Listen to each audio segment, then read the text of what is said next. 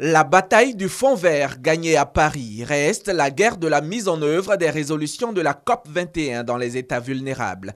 La Côte d'Ivoire n'entend plus perdre de temps. Elle travaille sur une feuille de route afin de mieux lutter contre le réchauffement climatique. Le ministre de l'Environnement et du Développement durable, entouré de ses partenaires, prépare la riposte à l'échelle nationale.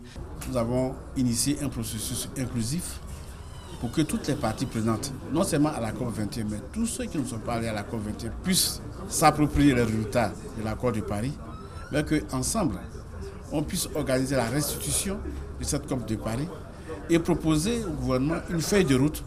Identification des thèmes de référence, des projets structurants, projets qui prennent en compte les priorités du développement, renforcement de capacité des acteurs. Alaquadiorémy sollicite plusieurs intelligences pour que le réchauffement climatique perde du terrain. Cela permettra effectivement d'avoir des bons projets pour la Côte d'Ivoire qui pourront émarger à ce fonds vert et effectivement qui amplifieront la mise en œuvre de la feuille de route et de ce qu'on appelle l'INDC, la contribution nationale volontaire et déterminée de la Côte d'Ivoire par rapport aux engagements pris. Principale résolution de l'accord final, contenir le réchauffement sous le seuil des 2 degrés Celsius. Une victoire pour les 195 pays participants de la COP 21, contrairement à Copenhague.